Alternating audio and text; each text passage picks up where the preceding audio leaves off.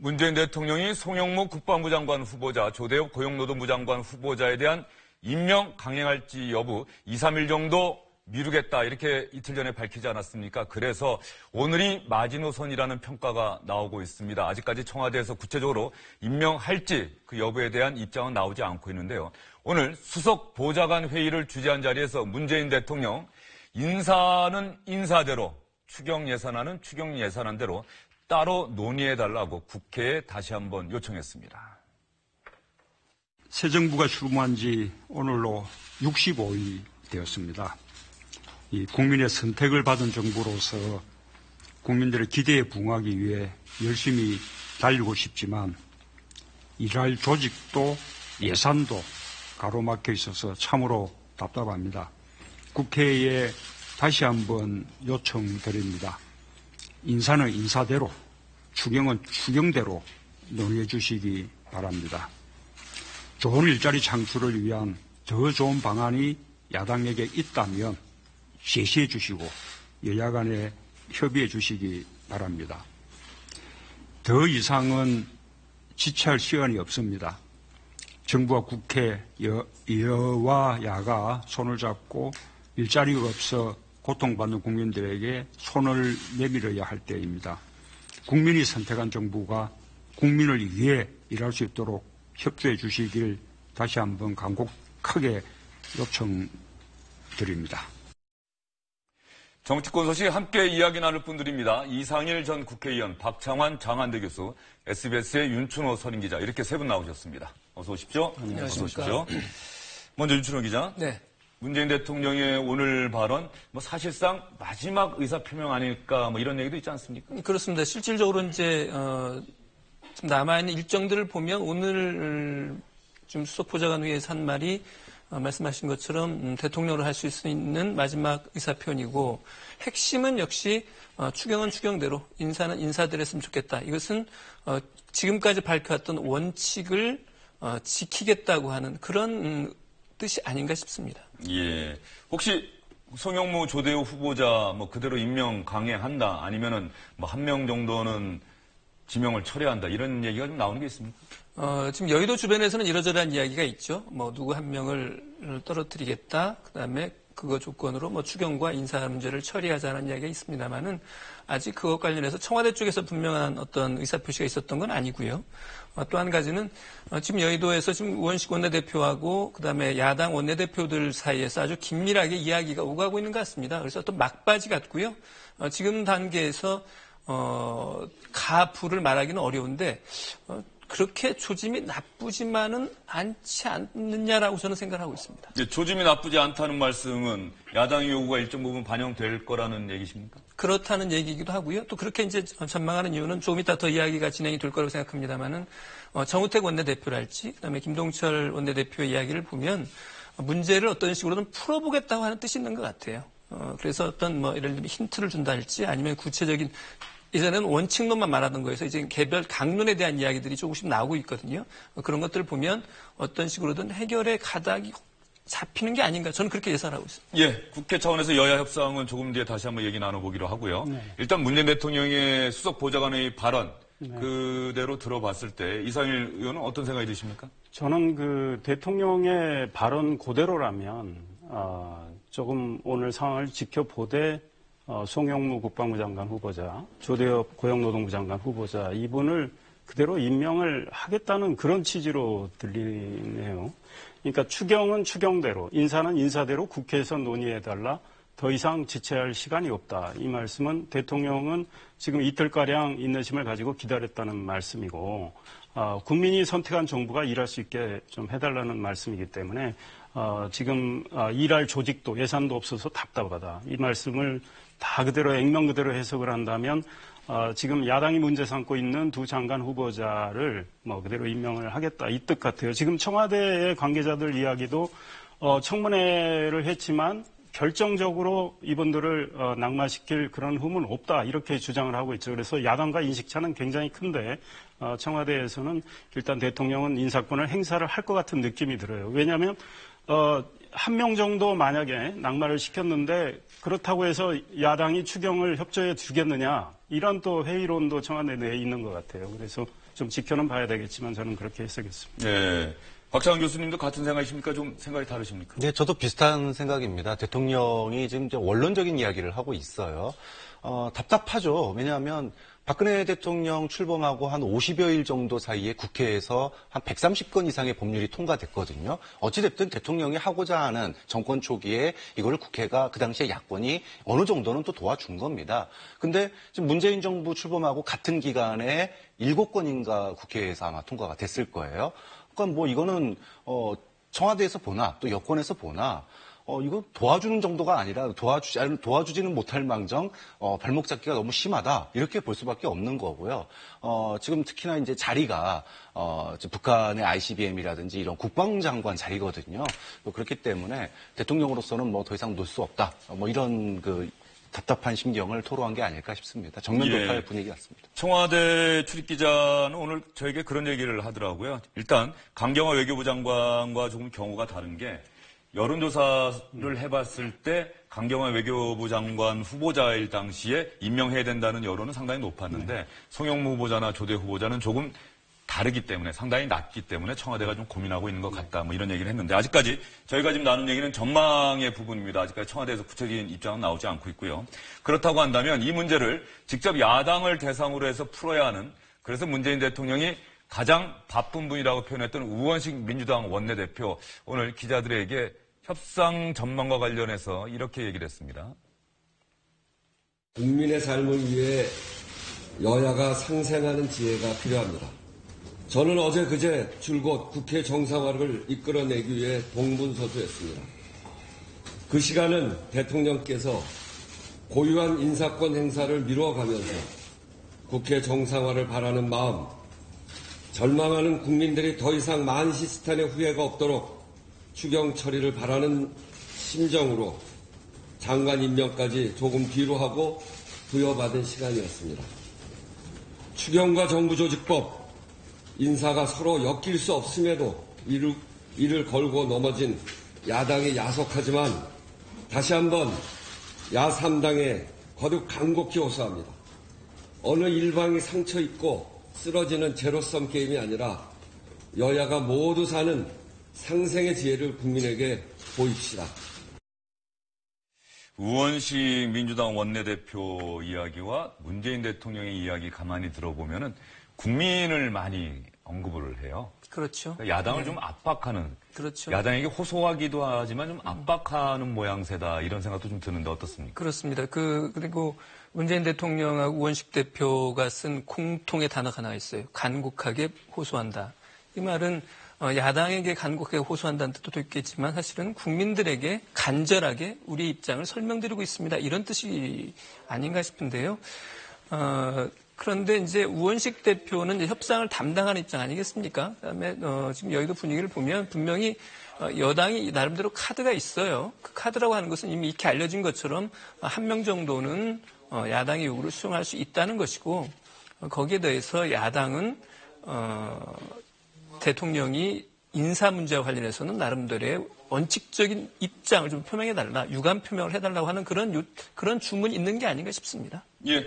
우원식 민주당 원내대표 이야기는 들어봤고요. 그렇다고 한다면 야당 원내대표들이 우원식 원내대표 이야기에 어떤 반응 보이고 있는지, 협상 과정과 전망에 대해서 야당 원내대표들은 어떤 이야기하고 있는지 여러분께 들려드리겠습니다. 특히 민주당과 강하게 대립각 세우고 있는, 원래는 제1야당인 자유한국당 정우택 원내대표 이야기 먼저 들려드려야 할 텐데, 국민의당 김동철 원내대표가 어제 우원식 민주당 원내대표를 만나고 나오면서 상당히 강경한 입장을 보인 적이 있습니다. 그래서 김동철 원내대표 이야기부터 먼저 여러분께 들려드리겠습니다.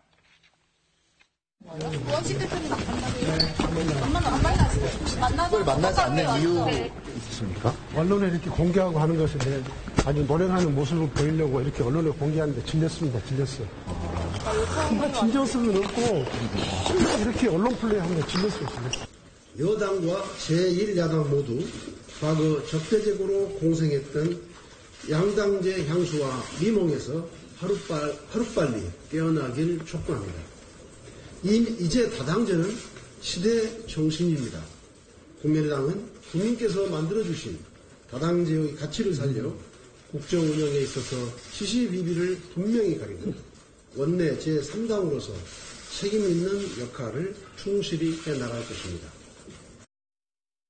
예, 김동철 원내대표 일단 우원식 민주당 원내대표가 언론 플레이한다고 반발했고 그 다음에는 자유한국당은 민주당을 싸잡아서 비판을 했네요. 왜 양당 다당제인데 말이야. 왜 양당만 뭔가 협상을 주도하려고 하느냐 이런 얘기를 했습니다. 그렇습니다. 이제 어제 김동철 대표가 화가 많이 났어요. 우원식 대표가 만나기로 해서 가보니까 거기 이제 기자들이 기다리고 있는 거거든요. 그러니까 이게 이제 야 이게 뭐 하는 거냐? 지금 이야기를 하자는 거냐? 지금 쇼를 하자는 거냐? 이런 것 때문에 화가 많이 난 것 같고요. 그다음에 적대적 공생관계 양당제 이 말은 지금 실질적인 협상 논의의 주체가 물론 야3당을 다 상대를 해야겠습니다만은 그 중에서 특히 정우택 원내대표하고 좀 이야기가 좀 되는 것 같아요. 어떤 그러한 분위기에 대한 항의의 뜻도 좀 있는 것 같습니다. 예, 지금 방금 들어온 소식인데요. 임종석 대통령 비서실장이 그 추미애 대표의 발언에 대해서 사과를 했다고 국민의당 측에서 얘기를 했습니다. 그리고 그 사과를 받아들이기로 하고 추경 심사에는 착수하겠다. 이렇게 아마 밝힌 모양입니다. 네. 그런데 제가 얼핏 이해가 안 되는 건 추미애 대표가 아닌 임종석 네. 비서실장이 대신 사과를 했을까 이런 생각이 드는데요. 그냥 짐작컨대 청와대에서 추미애 대표 쪽에 이 가능한 한 당사자가 좀 뭐 결자해지 차원에서 사과를 할 수 없겠느냐 이런 아마 제안을 했을 것 같아요. 근데 추미애 대표가 굉장히 성격이 좀 강한 분이라 나는 뭐 원칙적으로 맞는 이야기를 했기 때문에 내가 사과할 이유가 어디 있느냐 뭐 이렇게 했던 것 같고 안 되니까 임종석 실장이 사과를 하면서 지금 국민의당은 상당히 궁지에 몰려있는 상황에서 또 추미애 대표가 머리 자르기 발언으로 더욱 자극을 해서 국회 보이콧까지 한 상황이기 때문에 지금 대통령은 이 추경에 대한 안타까움을 지금 필요하고 있기 때문에 임종석 실장이 대리로 사과를 했고 국민의당이 받아들였다면 그건 또 다행이네요. 그 임종석 실장은 요즘 대리 사과가 전문인 것 같습니다. 네, 문재인 대통령 처음에 인사청문회에 꼬였을 때 그 모든 거에는 다 사연이 있는 거다 뭐 이런 식으로 한번 얘기를 한 적이 있었죠. 오늘 오후 1시에 임종석 비서실장이 박주선 국민의당 비상대책위원장을 만났다고 하네요. 그래서 30분 정도 만나는 자리에서 정말로 깊이 유감을 표명한다. 청와대 입장에서도 좀 이해할 수 없는 발언이었다. 이렇게 얘기를 했다고 합니다.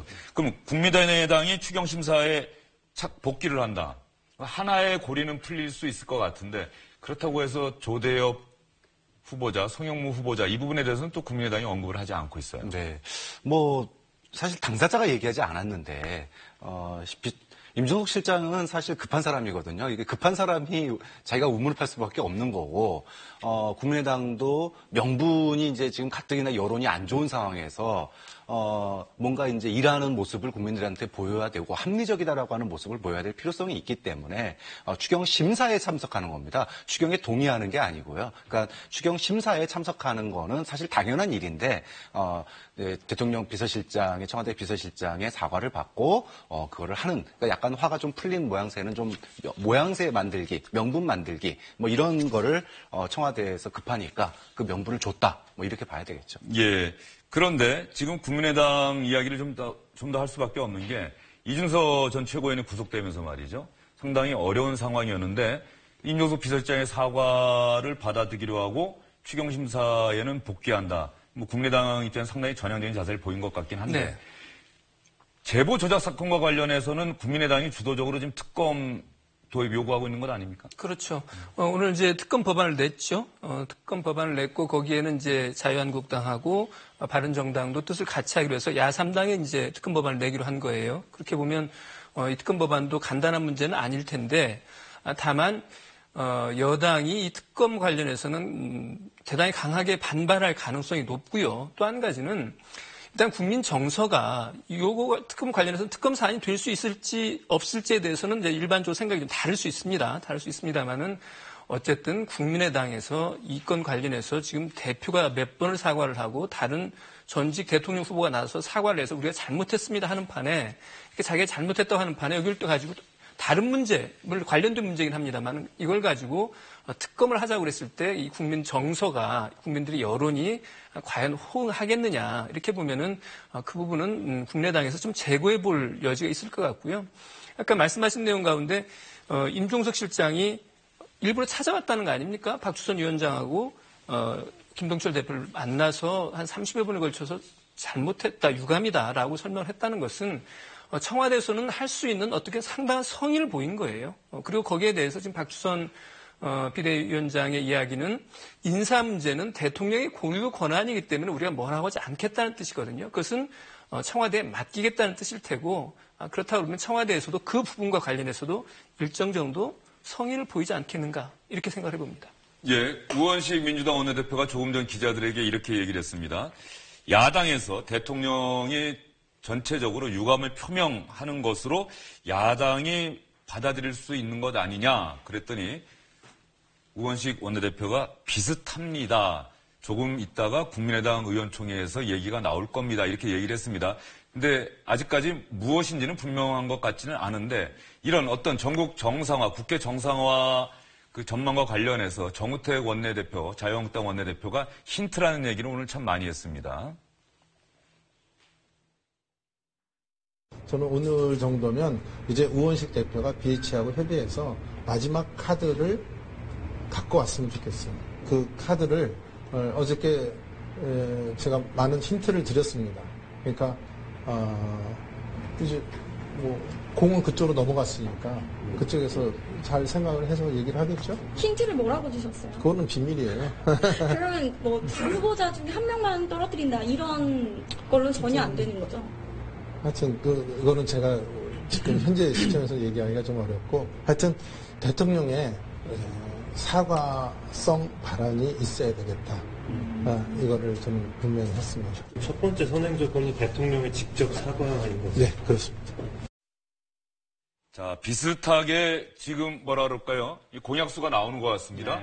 네. 최소한의 그 어떤 힌트라고 하는 부분이 대통령의 사과, 유감이라고 하는 부분에 대해서 정우택 원내대표가 시인을 했어요. 네, 그렇습니다. 그러니까 문재인 대통령이 맨 처음에 인사를 총리를 비롯해서 몇 분을 했을 때 위장전입 문제가 나왔었죠. 그래서 사실은 국민들이 많은 기대를 했는데 좀 실망하는 그런 상황에서 임종석 청와대 비서실장이 이 국민의 눈높이에 맞는 인사를 하지 못해서 송구스럽게 생각한다는 사과가 있었는데 그 이후에 인사가 이루어지면서 계속 대통령께서 스스로 밝힌 5가지 원칙에 어긋나는 분들이 많이 나왔단 말이죠. 그리고 또 내용이 보다 고약한 그런 의혹을 가진 분들이 또 나왔고 그래서 지금 야당은 구체적으로는 송영무, 조대엽 두 장관 후보자 문제를 삼고 있으면서 이와 관련해서 대통령께서 그동안 인사를 하는 과정에서 여러 가지 5가지 원칙에 어긋났던 분들에 대한 국민들께 좀 죄송하다는 이런 입장 표명을 해준다면 야당도 좀 유연하게 국회를 가동할 수 있겠다. 이런 정도의 지금 협상이 진행되는 것 같아요. 또 구체적으로 만약에 두 장관 후보자 중에 한 분 정도를 또 청와대에서 만약에 자진 철회하거나 이렇게 할 경우에는 더욱 협상이 무르익을 가능성이 커 보인다. 7월 국회가 지금 7월 18일까지이기 때문에 지금 시간이 없거든요. 그래서 시간에 쫓기니까 더 협상은 더 긴박하게 이루어지는 거 아닌가 싶습니다. 그렇다고 한다면 문재인 대통령의 인사 문제와 관련해서 사과 내지는 유감 표명 그 자리가 어떤 형식이 될까요? 청와대에 출입하는 기자들 앞에서 얘기를 할까요? 아니면 여야 대표들을 청와대로 초청한 자리에서 얘기를 할까요? 참 정치가 생물이구나라를 이 자리에서 또 느끼는데요. 지금까지 공식적으로 주고받은 말만 놓고 보면 뭐 마치 전쟁이라도 벌일 것처럼 그런 얘기였는데 뒷면에서는 참 많은 협상이 진행되고 있는 것 같고요. 기회는 분명히 있습니다. 지금 야당 대표들을 청와대로 초청해서 지금 외교 순방의 성과라든지 현재 쟁점들 이런 부분들을 또 설명을 해야 되는 자리가 있으니까 그 전이 됐든 아니면은 그 자리가 됐든 문재인 대통령이 뭔가 이렇게 그동안의 인사 문제에 대해서 내가 약속을 해놓고 지키려는데 좀 힘들더라.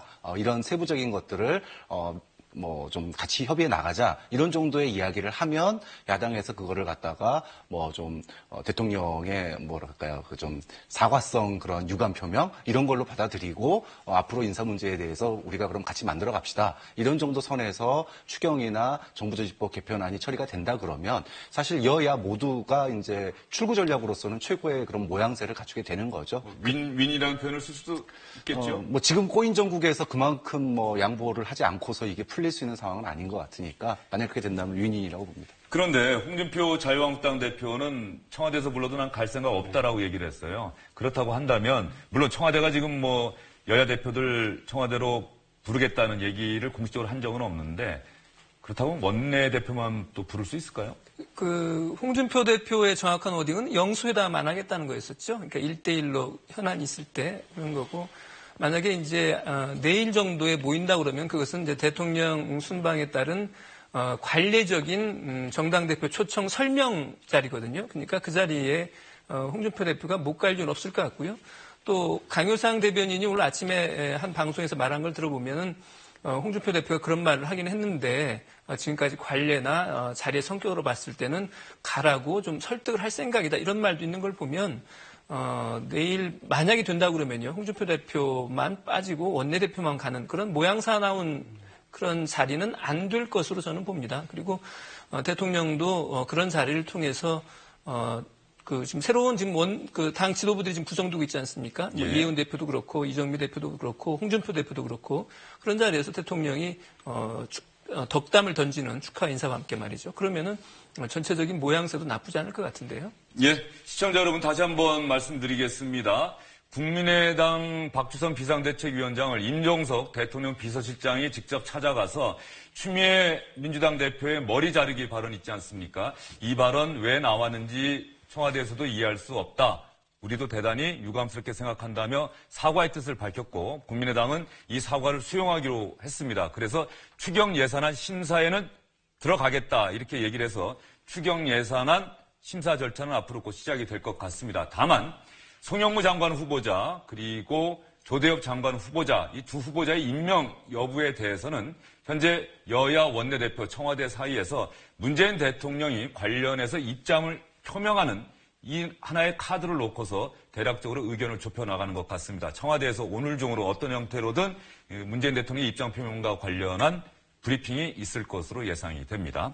다음 소식으로 넘어가 보겠습니다. 오늘 국회에서는 안경환 전 법무부 장관 후보자가 자진 사퇴하면서 후임으로 지명된 박상기 법무부 장관 후보자의 인사청문회가 열렸습니다. 그런데 여야 의원들, 이 박상기 후보자가 자료를 제출하지 않았다고 야당 의원들이 강력하게 의견을 계속 제기하면서 여야 의원들이 공방만 펼치다가 정회됐습니다.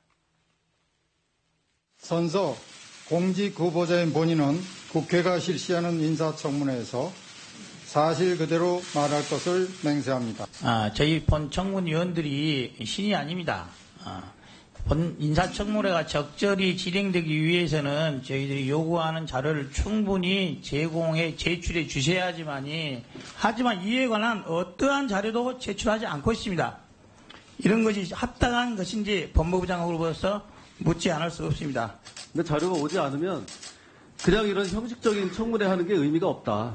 이렇게 얘기를 했는데 우리 의원님들 과연 자료 어제까지 얼마나 받았습니까? 오늘 그냥 하루만 어떻게 대충 때우면 넘어가는 거 아니냐? 이런 자세 이거 아니겠습니까? 우리 법사위가 법무부 장관 후보자의 청문회를 진행한다는 것이 어렵지 않나. 의도적으로 자료를 깊이 회피하는 지금과 같은 상황 속에서 도저히 그 역할과 기능을 할 수 없다는 것이 제 본의원의 판단입니다. 청문회가 비단 꼭 도덕성, 후보자의 도덕성만을 검증하는 것은 아니고 전문성 그리고 적합성까지도 함께 검증을 해서 과연 그 직책을 감당할 그런 능력이 되느냐를 국민들 앞에 소상히 밝혀드리는 그런 자리라고 봅니다.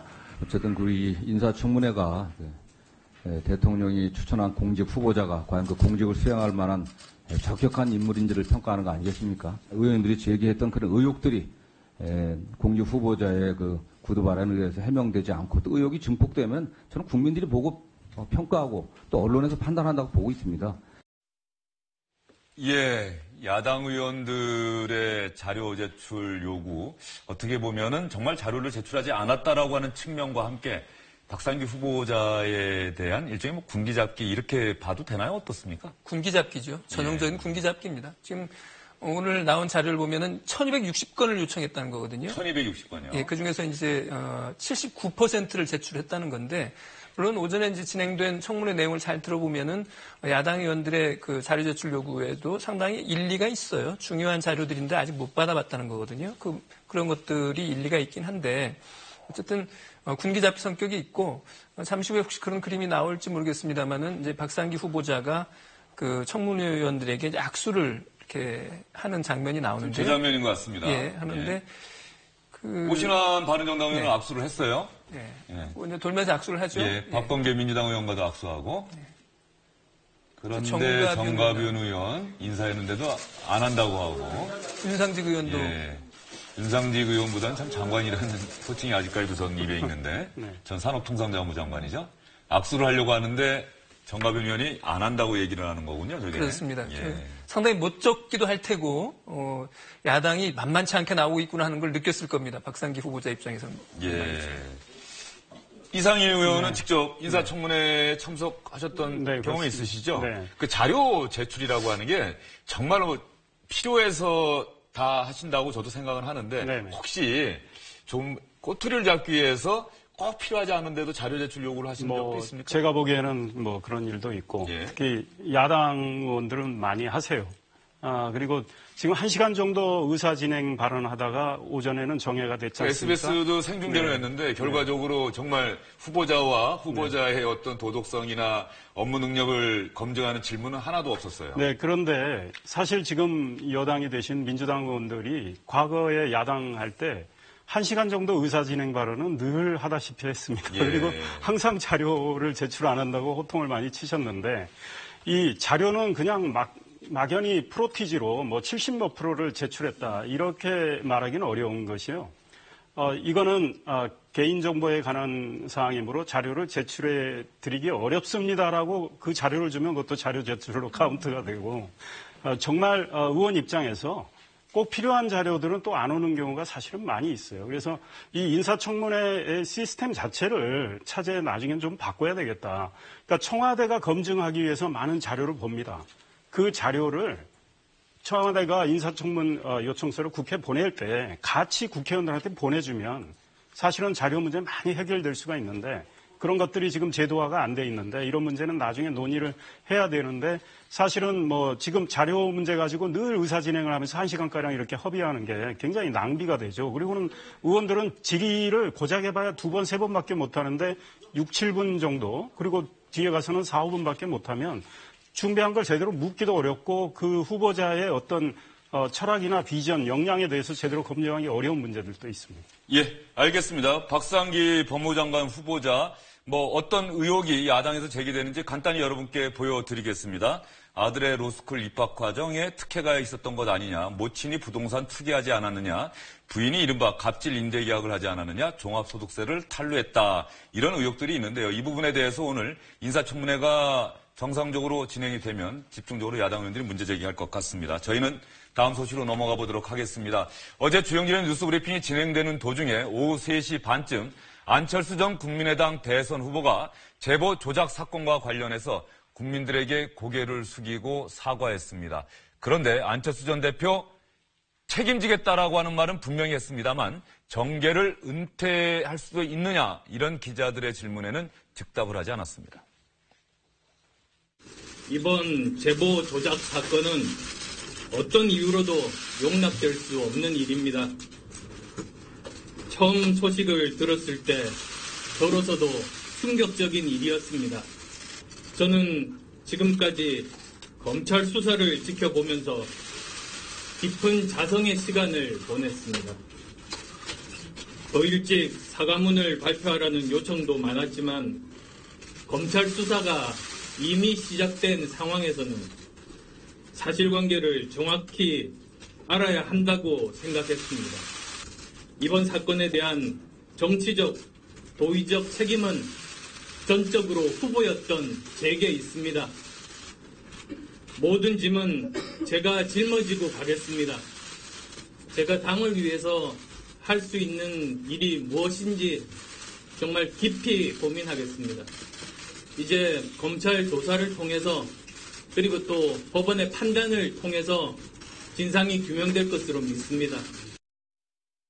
박 교수님 어제 입장표명 보셨죠? 네. 근데 안철수 전 대선 후보의 표정이 그 어느 때보다 뭐라 그럴까요? 좀 결기가 있어 보인다. 뭐 이런 얘기들도 많이 있었는데 어떻게 네. 보셨습니까? 사실 예상으로는 타이밍을 놓쳤기 때문에 뭔가 좀 정계 은퇴성 발언 또는 이제 뭐 자숙의 시간을 더 갖겠다 이런 이야기들이 더 나오지 않을까라는 많은 예측들이 있었습니다. 근데 목소리나 내용을 보면은 마치 그 대선 그 운동 중간에 안철수 후보의 목소리가 바뀐 적이 있지 않습니까? 예. 그때의 그런 모습을 느꼈어요. 그래서 이건 뭐 정말로 여론의 추이를 지켜보겠지만 자기 스스로 내려가겠다, 그만두겠다, 뭐 앞으로 정치를 그만두겠다 이런 얘기를 할 것 같은 뉘앙스나 발언 분위기는 전혀 느낄 수가 없었거든요. 이 얘기는 자기는 모르는 일이었고 그리고 이렇게 자기는 그만둘 생각이 없다라고 하는 것을 보여줬기 때문에 앞으로 검찰 수사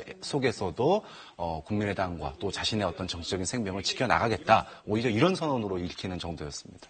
조금 전 화면 보니까 기자들만 안철수 전 대선 후보 기자회견 자리에 앉아서 하는 게 아니라 1인 미디어에 그분도 와서 스마트폰으로 직접 촬영하면서 직접 취재하는 모습도 보이네요. 상당히 언론 미디어 환경이 변했다는 거를 이 화면에서도 좀 알 수가 있는데 윤철원 기자 어제 기자회견 자리에 가셨습니까? 저도 한번 가봤습니다. 예.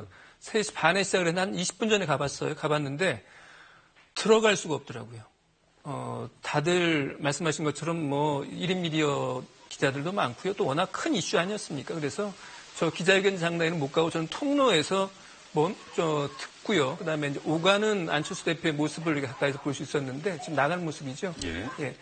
썼는데 아주 정말 결기가 대단해 보였습니다. 그리고 또 한 가지 저는 눈에 띄었던 게 저 파란 넥타이가 아주 또 눈에 들어왔어요. 초록색이라고 하셔야죠. 초록색 넥타이가. 저게 이제 국민의당 당 색깔인데 저 말은 국민의당과 자신의 인연이 결코 끝나지 않을 것이라고 하는 강한 메시지인 거죠. 예. 윤철원 기자의 지금 말씀하신 분이 상당히 귀에 쏙 들어옵니다. 국민의당과 안철수 전 대선 후보 나와의 인연은 결코 끝나지 않을 것이다라고 그렇습니다. 하는 일종의 암시 아니겠느냐 그런 말씀 해주셨고요. 오늘 재밌는 거 한 가지가 어제 안철수 전 후보가 이 다당제를 만들어주신 그래서 국민의당을 이렇게 지난 총선에서 승리하게 해주신 그 국민의 간절한 뜻 그걸 강조를 했어요. 그런데 오늘 김동철 원내대표가 여야 협상 상황을 이야기하면서 거대 여야의 양당제 이건 아니다. 이 다당제 시스템을 오늘 또 강조한 건 역시 안철수 후보가 굉장히 타격을 받았고 국민의당 역시 어려움에 처해 있지만 이 다당제는 국민의 뜻이다. 그걸 기반으로 국민의당이 자강을 해나가겠다. 이런 취지로도 저는 읽었습니다. 예, 맞습니다. 안철수 전 후보가 어제 그 부분 상당히 강조했고 김동철 원내대표도 오늘 아침에 그 부분 다시 얘기했다. 그러면 안철수 전 대선 후보의 입장 표명에 대해서 다른 정당들에서는 어떤 반응이 나왔을까요? 민주당의 반응부터 한번 들어볼까요?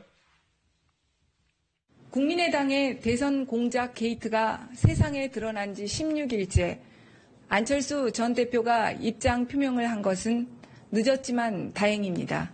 그러나 국민의당 내부에서조차 사과 시기를 놓쳤다라는 평가가 있을 정도로 이 사건에 책임 있는 대선 후보로서 뒤늦은 사과에 대해 국민들이 어떻게 생각하실지는 의문입니다.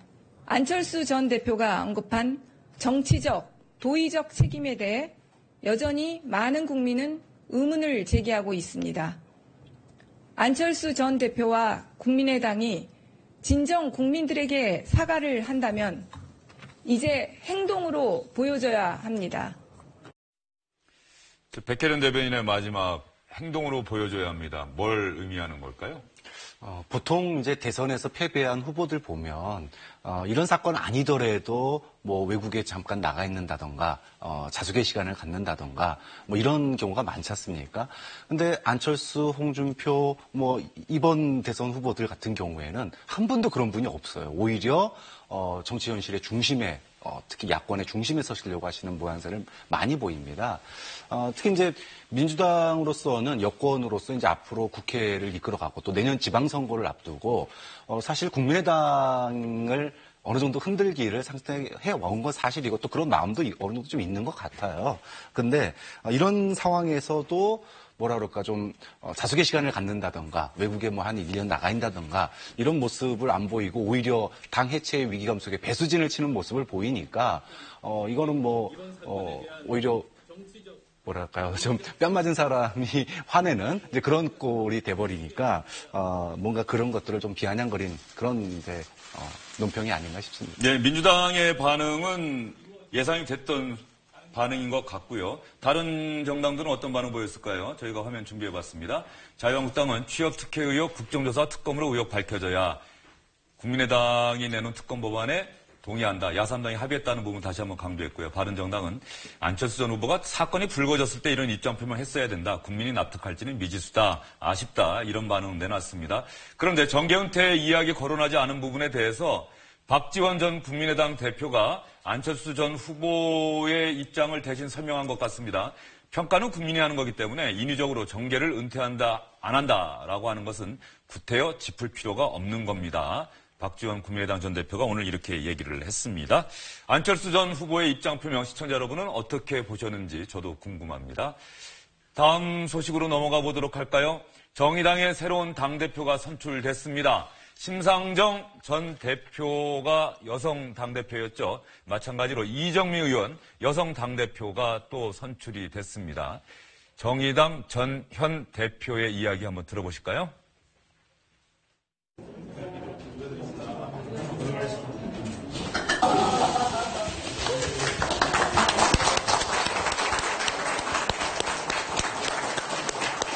이정미 대표를 비롯한 4기 지도부를 확고하게 신뢰합니다.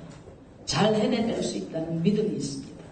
정의당 대표 그만두고 뭐하냐 이런 질문을 제가 굉장히 많이 받는데요. 저 어디 가지 않습니다. 저는 뭐 암자에 갈 일도 없고 뭐 미국 갈 일도 없습니다.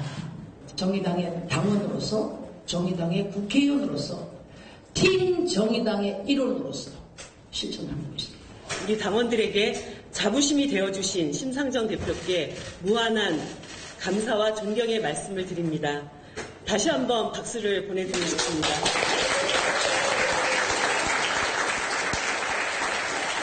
이정미는 진보정당 역사상 가장 신뢰받는 당대표가 되겠습니다. 실수는 할 수 있지만 실패하지 않은 당대표가 될 것입니다. 6석 의석수에 갇혀서 양당 구조를 비판하는 데 머무르는 정의당은 이제 더 이상 없습니다. 단 한순간도 집권의 꿈을 포기한 적이 없습니다. 그 꿈을 현실로 바꾸기 위해 남김없이 당의 모든 것을 바치겠습니다. 자, 심상정 대표께서 사지 이정미 신임 대표께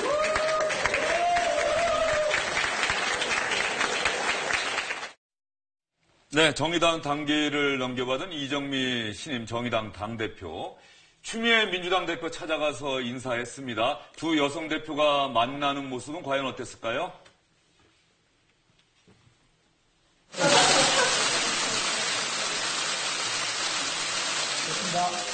마음으로부터 진하게 응원을 했는데요. 당선돼서 진심으로 축하드립니다. 언론에서는 신트로이카 시대다. 여성 당대표 3명이 주목을 받는다. 이렇게 얘기를 하는데 이 자라나는 아이들에게 저는 진정한 이 양성평등 시대의 롤모델이 될 것 같습니다. 우리 잘해봅시다. 네. 어제 당선되고 추미애 대표님께서 트윗에 정말 빛의 속도로 축하의 이야기를 남겨주셔서 너무너무 감사합니다. 작은 정당이지만 국민의 뜻을 크게 받들고 잘할 때는 크게 박수 쳐드리고 또 뭔가 부족하다 싶을 때는 또 비판자가 되는 그런 역할 제대로 하겠습니다. 지금 국회 원내 정당, 주요 정당이라고 하는 정당 보통 5당을 얘기합니까? 정의당까지? 정확히 말하면 원내 교섭단체가 되는 걸로 하면 원내 4당이겠죠. 4당이고 정의당까지 하면 5당. 원내 5당이죠. 예, 그런데 5당, 5개의 정당 가운데 여성 대표가 대표인 당이 지금 몇 개입니까? 지금 3개 정당인 거죠. 민주당, 그다음에 정의당, 바른정당. 예. 5분의 3이면은 적어도 국회에서 당 지도부로서는 이른바 뭐 지금 문재인 대통령이 여성 장관 비율 30% 하겠다, 임기 마지막까지 절반 한번 채우겠다라고 얘기를 했는데 이미 국회에서는 이룩된 것 같다는 느낌도 들어요. 당 대표로 치면 60%가 되니까요. 그리고 통상 여성 대표들 하면 좀 섬세하고 부드럽고 열려있는 뭐 이런 리더십을 기대하지만 지금 새 여성 대표는 제가 보기엔 굉장히 캐릭터가 강합니다.